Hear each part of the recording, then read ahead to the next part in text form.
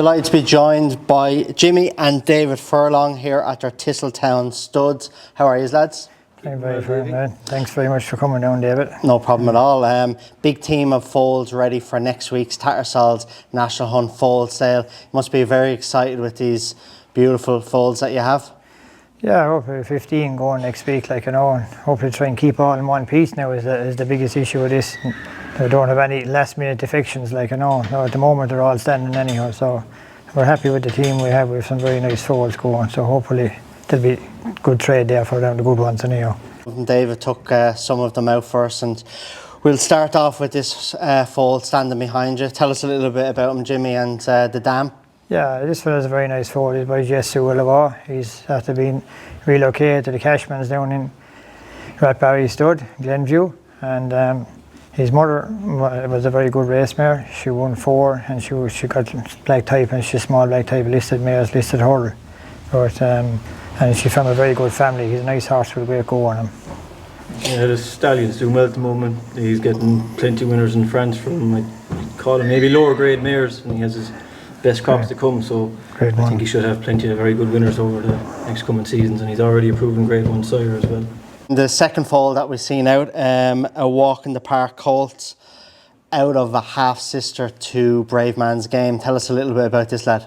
Yeah, he's a nice, solid, good, correct foal. Lovely out temperament to him, and the pedigree speaks for itself. Obviously, Brave Man's Game, and the half brother Quantum Boy won, was it 40 lengths? He won his point to point by last year. And a year ago, the weekend gone. Yeah, around this week last year, and he's in with Willie Mullins, owned by JP McManus, so there's no excuse for him, so hopefully he can go on and do plenty on the track. I was there that day seeing the Fogartys. Obviously thought a lot of that horse, and he showed that what he did last year in Dama House. The third horse we see, Jimmy, is a walk in the park filly. She's absolutely beautiful, isn't she? Yeah, she's a very good looker, this filly. She's out a very good mare.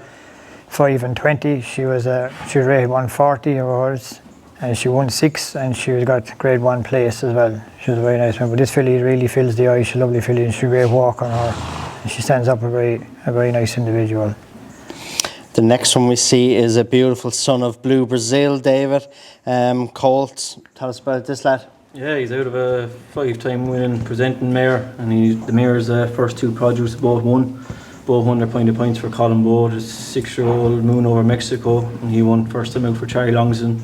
And then the Milan filly won first time out for Bowe as well, and she went and won a listed bumper on debut for Skelton. So Honky Tonk Highway, of course, she won in Tattersalls, didn't she? Yeah, she won her point to point there, and waiting for the ground to come up soft for her before she starts off, but she should be an exciting one, and there'll be plenty of opportunities for her to go and get more black type.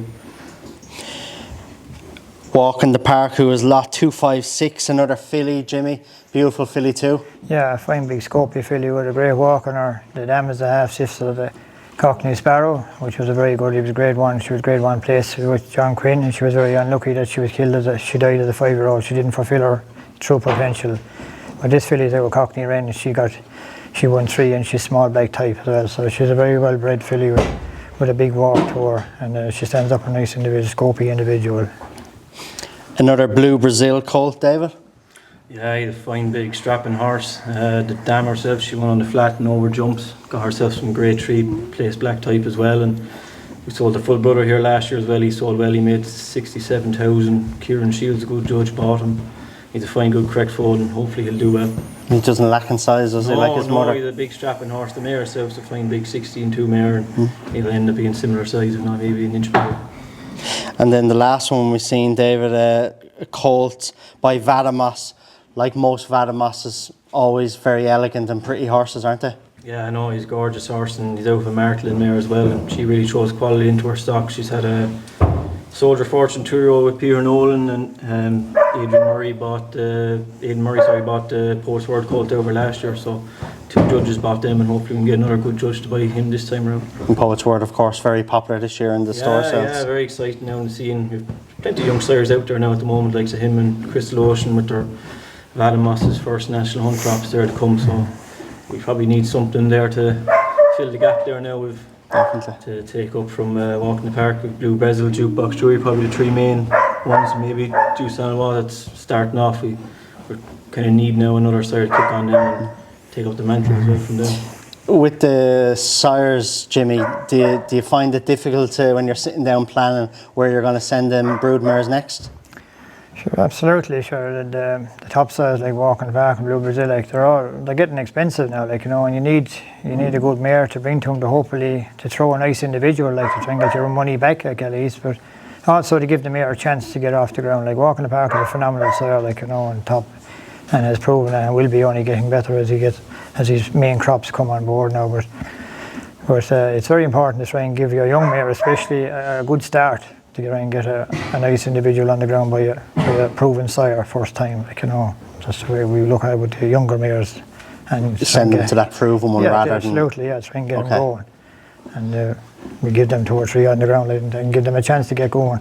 And then what about the first season sires then? Absolutely. We have to mix and gather them. Like, we can't send them all to the top sires. They're too expensive. We try and gamble a few, like, you know. You have a few young sires coming along there now, and a few first season sires, Hurricane Lane there. And you know, all of St. George are doing very well from this year. And there's other few Port Sports, Crystal Oceans. You know, you have to try and mix them and match them. You can't. We're trying to run a commercial business here. Like, I mean, if you keep using all the top sires, the top end, they're just too expensive. Like, you know, it could go wrong on you. You know. And what about sourcing these mares? It's not an easy job, David, is it? No, everyone's after the same thing these days. Everyone's doing the same. They're all trying to upgrade their mares the whole time, and you go to a sales now, and it's extremely difficult to buy them nicer mares. We've been lucky enough. We're finding it hard to get them, but when we do get them, we're trying to get them right. We're trying to get them black type, proven, performing mares. And we go to the French, and they're breeding a lot of very good horses at the moment, and they're all out of mares that have won races and are proven and gotten their black type and things. So we're trying to do the same, and hopefully they'll yield results in the future. A lot of the bigger owners now in national hunt in Ireland and England, I suppose, when they're buying mares, they're buying them obviously looking for a star, but with the idea of to hold on themselves and keep them as brood mares, aren't they? They are. Plenty more of them are doing it, and they're kind of realising too that even if they're not interested in the breeding side of it, when they do go to the sales and sell them, they'll have a great chance of recouping back a hell of a lot of what they paid for. Yeah. You know, every year you go into the sales and fairy house and Goffs there's mares making huge money. They're them top end mares are collector's items, I suppose, maybe not as commercial for national hunt, but like, geez, you wouldn't mind having the likes of a Benny Deju or an Annie Power at home, wouldn't you? Like, them kind of mares are absolute stardust. The Tattersalls National Hunt Foal Sale's been a great place for you, Jimmy, over the years. You've sold so many beautiful foals that have gone on to become very good racehorses, so you must be very excited always going back there every year. Yeah, absolutely. Yeah, it's the first sale of the year generally, like, and we target that sale with our earlier foals or bigger foals, hopefully, like, you know, and it's always been good to us down the years anyhow, you know, and hopefully this year will be the same. It's a real family business here, David. Is it difficult with mum and dad, is it? Oh yeah, plenty of hardship in there, but no, it's good to be there where everyone gets stuck in and puts it in together. And my fiancée Emily there as well, whenever she's at home as well, we get her to do plenty of work. And my brother lives in Wales, and whenever he comes home, he pulls in there as well and rolls up his sleeves and gets stuck into it as well. So it's always good to have a family run thing like that. And there's plenty of shouting and arguing, but we get on with it anyway. You still get the final say then, Jimmy? Well, hopefully there has to be a boss, but look, generally it's consensus thing, so hopefully he's getting more involved as the years go on, and we'll be getting less involved with, but that's just the way it is, like, you know. But look at his, we work well together, like, you know, and that's the main thing. We work hard at it, and you don't always reap the rewards, but you try anyhow, and that's the main thing. We keep at it, like, you know. Good. Well, listen, very best of luck next week at the Tattersalls National Hunt Foal Sale. No doubt you're going to have plenty of success, because with the foals that you have are absolutely stunning and outstanding in their own right. So best of luck. Thanks very much, David. Thank you.